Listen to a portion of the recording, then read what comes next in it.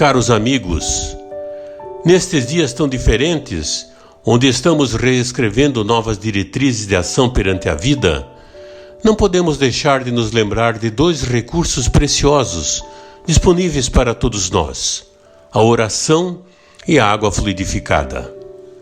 Aproveitemos o ensejo de assistir à palestra pública, que logo entrará no ar, e coloquemos um pouco de água para receber os eflúvios salutares decorrentes da oração e da meditação.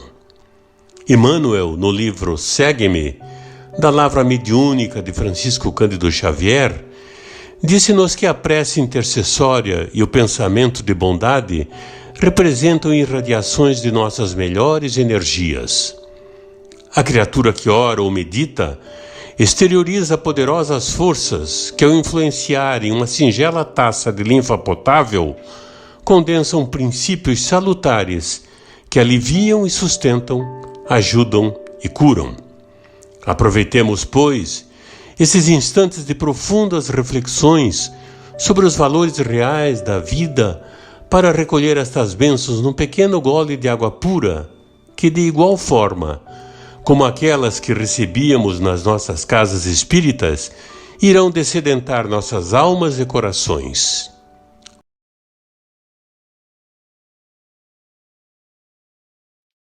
Olá, meus irmãos, minhas irmãs, que Jesus nos abençoe. Paulo de Tarso, na primeira epístola aos Coríntios, no capítulo 13, versículo 13, nos apresenta três grandes virtudes: a fé, a esperança e a caridade. Chega a dizer o apóstolo dos gentios que, dentre essas três virtudes, a mais importante é a virtude da caridade. Mas isso não significa dizer que as demais não tenham importância. E hoje trataremos da virtude da fé. Assim como ano passado, logo no início da pandemia, trouxemos uma reflexão sobre a esperança na superação da dor. E verificamos na ocasião que essas três virtudes estavam interligadas entre si. Da mesma forma, veremos a importância dessa virtude fé, como uma virtude inicial dentro da proposta de Paulo de Tarso. E a fé é tão importante que Jesus aproveitou a sua passagem na Terra para nos trazer ensinamentos muito importantes a respeito da fé. Certa ocasião, ele questiona o tamanho da nossa fé. Ele chega a dizer: se tivermos a fé do tamanho de um grão de mostarda, que é um grão muito pequenininho, seríamos capazes de realizar proezas, até mesmo de remover montanhas. Em outro ensinamento, um dos mais sublimes, Jesus se encontra dormindo no barco. O barco é acometido por uma tempestade. Os discípulos entram em pânico, ficam com medo, acordam Jesus. Jesus levanta, acalma a tempestade, acalma os discípulos e faz uma pergunta importantíssima para eles: por que estáis com medo? Como anda a vossa fé? Os dias se passam, os milênios se passam, e essa pergunta continua ecoando em nossos pensamentos. Quantas vezes, dos momentos de dor, dos momentos de aflição, não lembramos da figura de Jesus, como se estivesse diretamente dirigindo essas palavras a nós? Por que estáis com medo? Como anda a vossa fé? E a fé tem significado diverso. Vamos buscar a definição trazida do dicionário a partir da origem do termo, da etimologia. Diz o dicionário Wise que vem do fides, no sentido de fé, crença, isso tomando dentro de uma perspectiva religiosa. Cita o dicionário que na filosofia escolástica, aquela que foi marcada na Idade Média, onde houve uma grande discussão entre fé e razão, dentro dessa perspectiva, a fé não tem fundamento racional. Embora, eventualmente, alcançando verdades compatíveis com aquelas obtidas por meio da razão. É, portanto, dentro dessa escola, e dentro daquilo que normalmente a gente conta por aí, algo dissociado completamente de um pensamento raciocinado.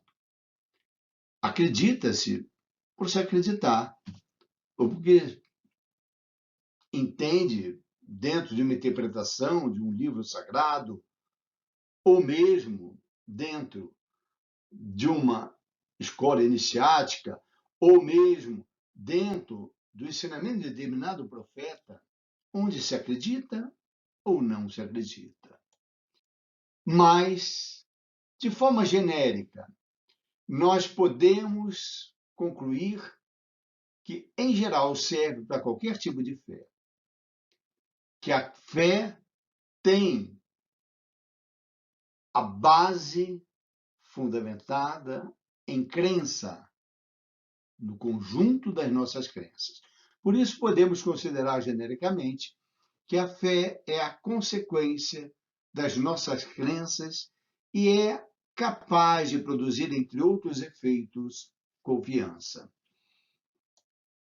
E, a partir daí, podemos propor três grandes questões. A primeira é como eu compreendo a minha fé.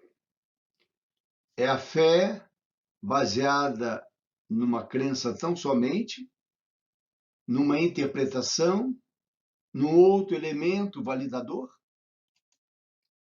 A segunda questão é qual é o tamanho da minha fé? Será o tamanho de um grão de mostarda? Se assim for, estaremos bem, porque Jesus disse que essa fé desse tamanho já seria suficiente para remover montanhas. A terceira questão é o que alimenta a minha fé? Porque a fé não é algo estático. Ela precisa ser alimentada. Há momentos que precisamos de mais ou de menos fé. É como se aquele grão de mostarda desejado, e até maior, ele pudesse ser a todo momento ou em determinadas situações medido por nós mesmos. E precisamos alimentá-lo. Precisamos fazer crescer a nossa fé. A fé espírita é uma fé mais do que especial. Ela tem uma característica diferente dessa crença comum de fé, desse entendimento comum, em que a fé é dissociada da razão.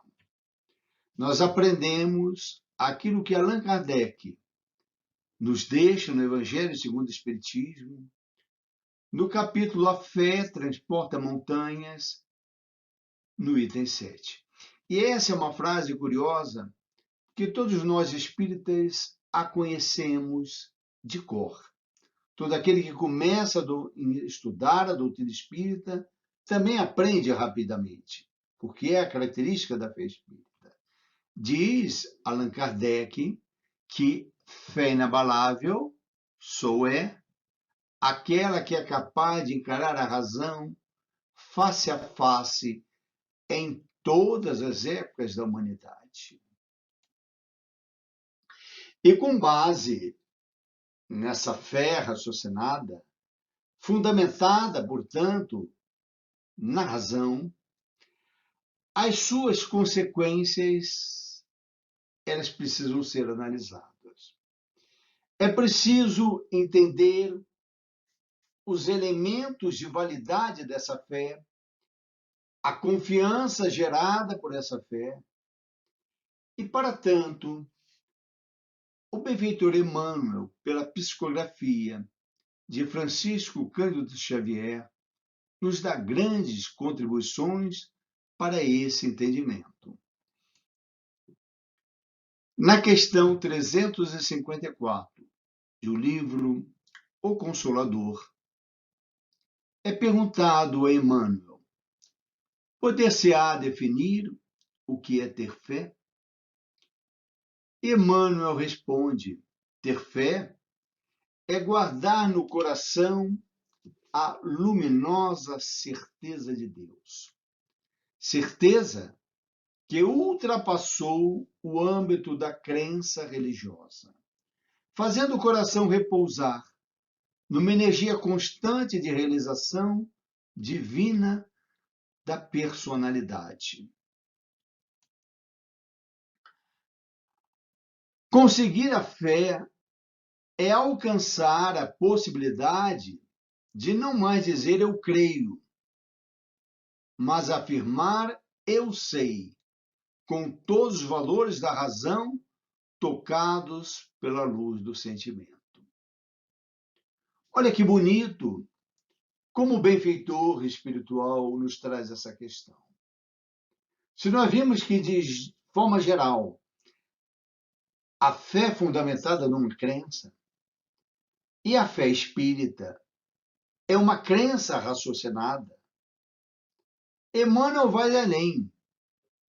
Ele nos propõe de não mais dizer eu creio, mas eu sei. Tamanha a certeza que nos confere esse entendimento, essa fé trabalhada pela razão.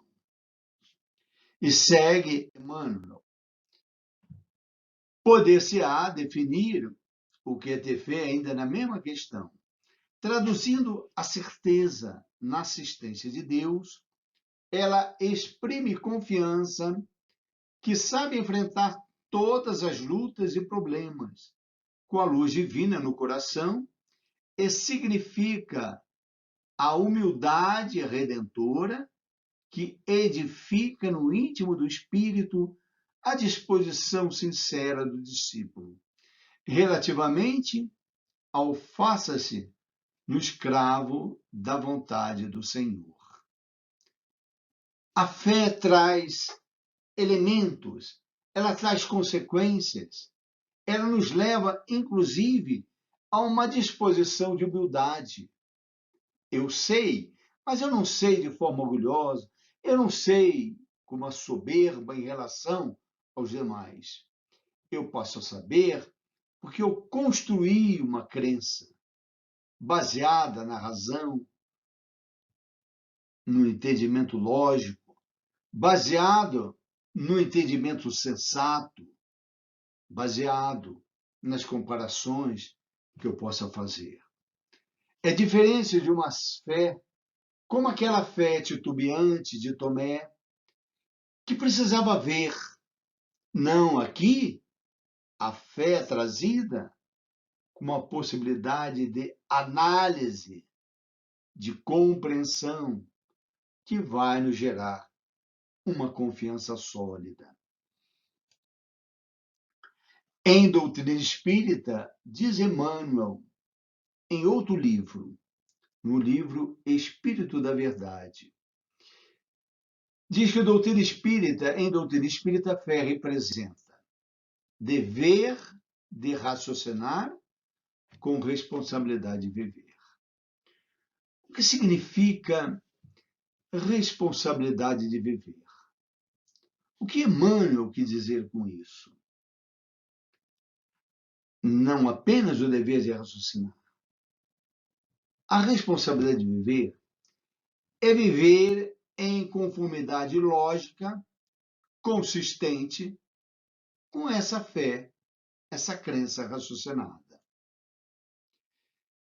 Santo Agostinho, nesse mesmo entendimento, esse espírito nobre, nos diz, e lá está no livro dos Médiuns, lá no capítulo final, lá no finalzinho, no capítulo sobre dissertações espíritas, onde são apresentadas várias dissertações espíritas elevadas, de conteúdo moral elevado. Santo Agostinho diz: não basta crer, é preciso, sobretudo, dar exemplos de bondade, de tolerância e de desinteresse, sem o que estéril será a vossa fé. Essa é, portanto, a responsabilidade de viver a que se referia o Espírito Emmanuel. Ainda no livro Fonte Viva, o mesmo Emmanuel diz: não te concentres na fé sem obras, que constitui embriaguez perigosa da alma. Todavia, não te consagres à ação sem fé no poder divino em teu próprio esforço. Vejam como é que vai se desenhando o entendimento da fé espírita. Não é a fé do crer pelo crer, do crer porque simplesmente está escrito, ou por outra questão qualquer, ou porque alguém disse. A fé é trabalhada pela razão, pelo raciocínio lógico. Mas não é suficiente isso. A fé espírita deve produzir resultados. E esses resultados é aquilo que Emmanuel muito bem chamou a responsabilidade de viver. Viver conforme essa fé. É não se concentrar na fé sem obras. É que essa fé tem que necessariamente produzir obras para que a gente não caia na embriaguez, como lembra Emmanuel no livro Fonte Viva.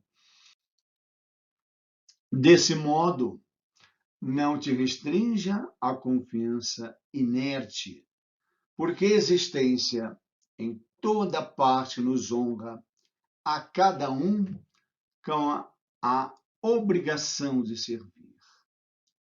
Aquela responsabilidade se torna necessariamente uma obrigação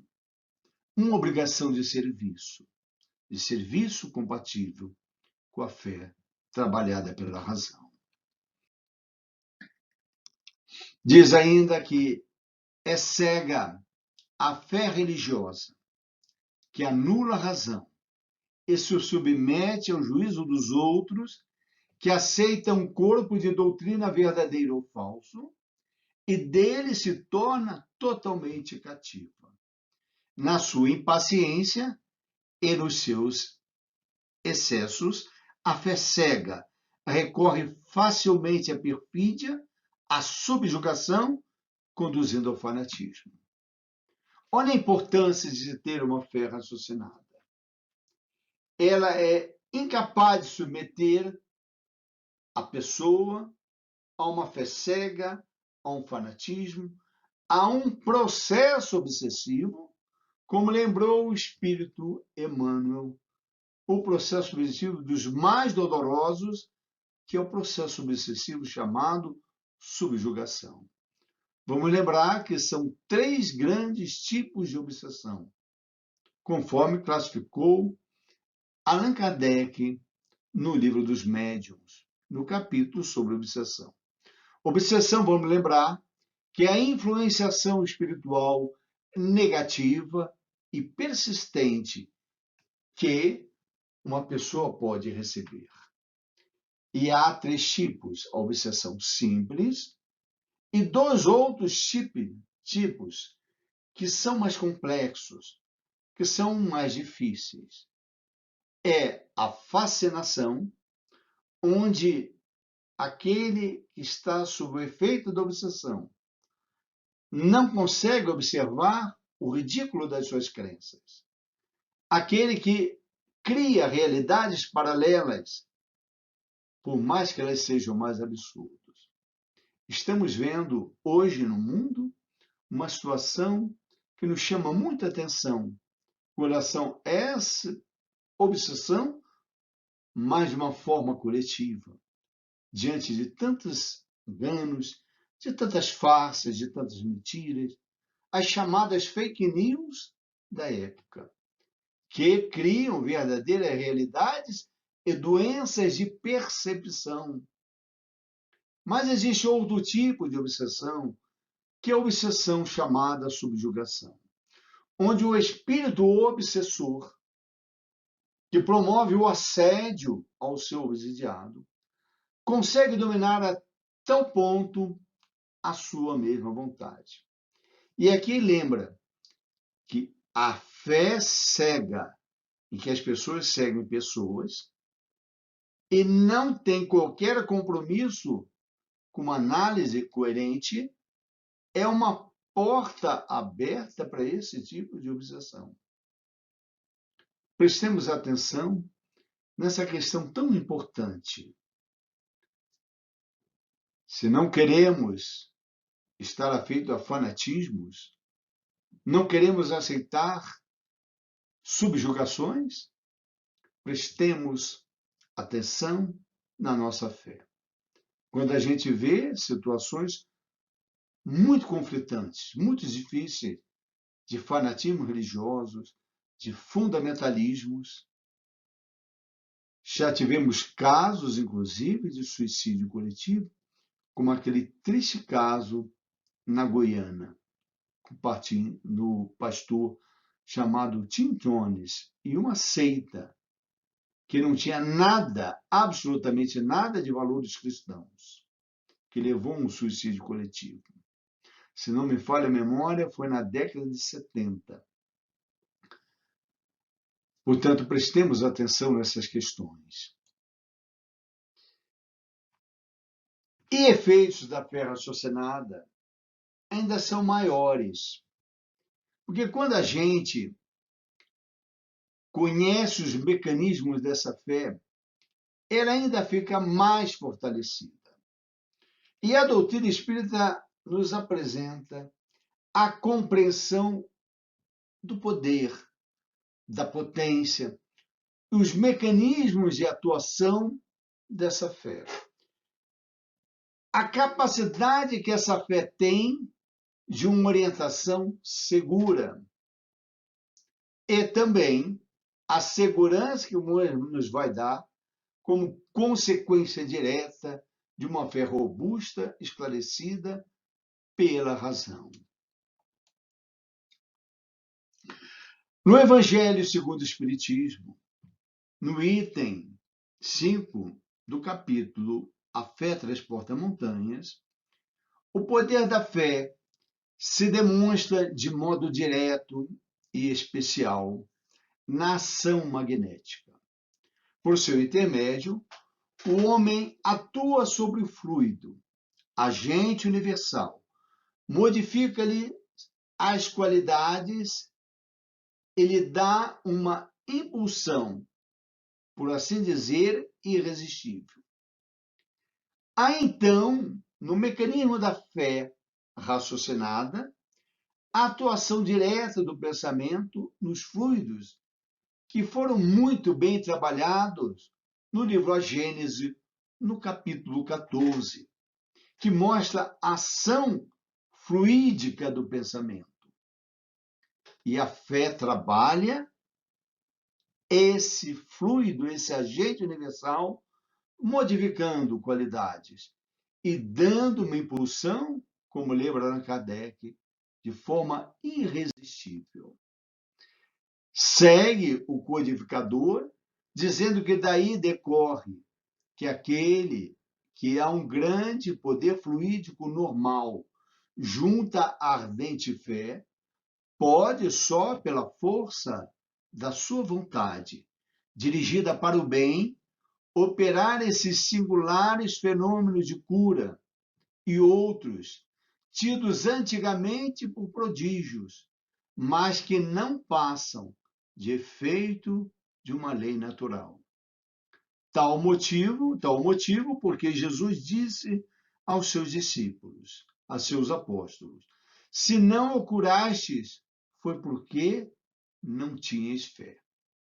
São os outros ensinamentos de Jesus. Quantas vezes Jesus se referiu a isso? Porque não tens fé. A fé é capaz de realizar prodígios, mas uma fé dirigida, bem intencionada, com um vetor dado pelo nosso pensamento firme, propósito de prática do bem. A fé raciocinada, sabendo como é que ela atua nos mecanismos espirituais e físicos, é capaz, portanto, de realizar esses prodígios. O homem sem fé, já no ensinamento do espírito Joana de Ângeles, no livro Episódios Diários, num capítulo sobre a fé, o homem sem fé é semelhante a barco sem bússola em oceano imenso. Quando bruxeleia a fé, ela diminui. Quando a fé fica com uma luz fraquinha e se apaga por falta do combustível que a razão proporciona, ei-lo padecer a rude provação de ter que seguir em plena escuridão, sem apoio nem discernimento. A fé pode ser comparada a uma lâmpada acesa colocada nos pés, clareando o caminho. Observem que Joana de Ângeles vai trazer um entendimento tão importante para nós, como fé como sinônimo de luz. Sobretudo a fé iluminada, mas com o combustível da razão. Diz ainda a benfeitora espiritual pela psicografia de Divaldo Franco: sustenta a tua fé com a lógica do raciocínio claro. Concede-lhe tempo mental, aprofundando reflexões em torno da vida e da sua superior finalidade. Exercita, mediante a irrestrita confiança em Deus e na incondicional ação do bem. A fé é campo para as experiências transcendentes que dilatam a capacidade espiritual.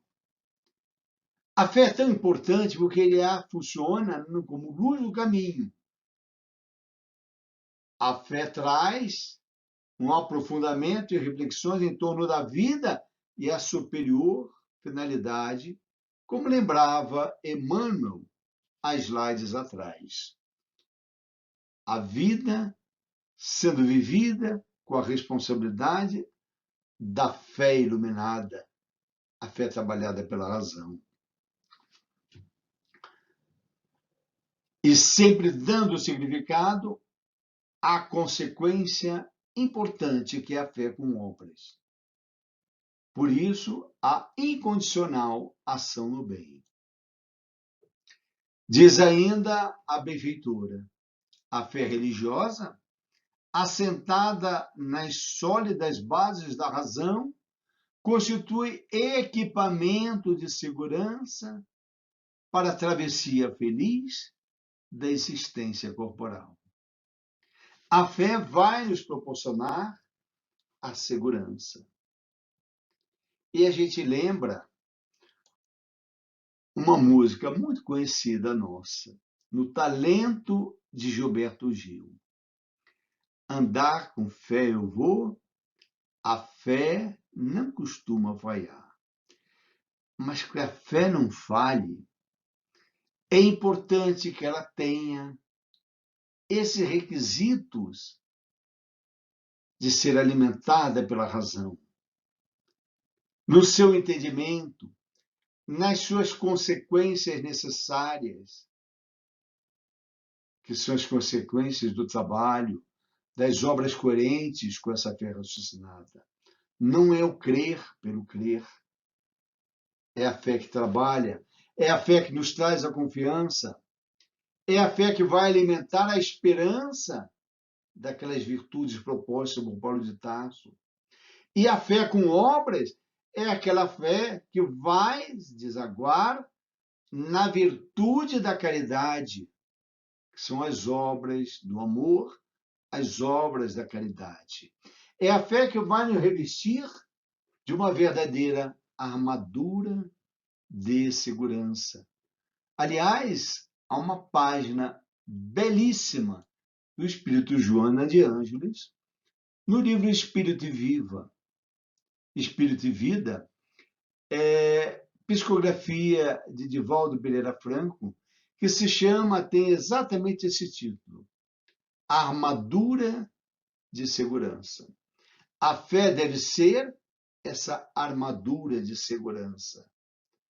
Ela é fundamental porque ela reveste o pensamento espírita. Ela se constitui como o próprio espiritismo. Ela se constitui como a possibilidade de apresentar a nós em positivos de realização pessoal a nossa crença construída no trabalho no bem, no entendimento espírita e na nossa realização em busca de um progresso espiritual. É a fé espírita, a crença espírita, que vai nos favorecer crescimento espiritual, para que caminhemos em busca de um progresso cada vez maior. Ela vai vestir o discípulo com a armadura de segurança. Ela vai trazer uma dignidade real para o espírito e para o ser encarnado diante das suas dificuldades. E todas as dificuldades que se apresentam, sobretudo em momentos de dor. Quando o problema vier, e há tantos problemas no mundo, quando a dor nos surpreender, e o mundo está cheio de dores, sobretudo em dias de pandemia. Quando a incompreensão se estabelecer, quando não nos entenderem e tivermos que dar o testemunho da nossa fé, quando todos estiverem desistindo e nós tivermos que testemunhar a perseverança alimentado por essa fé, quando a enfermidade se instalar, porque é um momento de prova, é o momento de testemunhá-la. Lembrando Jesus, onde está a vossa fé? Porque o medo, e diante da enfermidade, seja ela qual for, seja que gravidade for, se entendemos o ser como um caminhante na vida terrena, de passagem, para uma realidade espiritual, tudo são incidentes de percurso, tudo são provas que um dia passarão. Tudo passa, as piores dores, as piores enfermidades passarão. E quando as lutas eclodirem, quando estivermos sob combate intenso das forças do mal, quando estivermos sobre provas que nos colocam na condição de agredidos,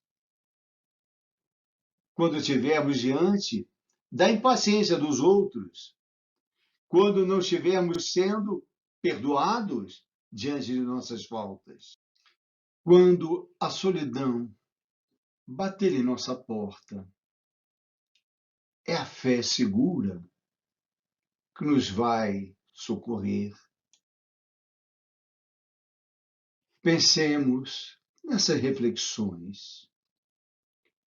Lembremos que a fé é fortalecida por uma crença raciocinada, que a fé não pode ser débil, que a fé não pode ser vacilante, que a fé precisa testemunhar as obras de amor, de caridade.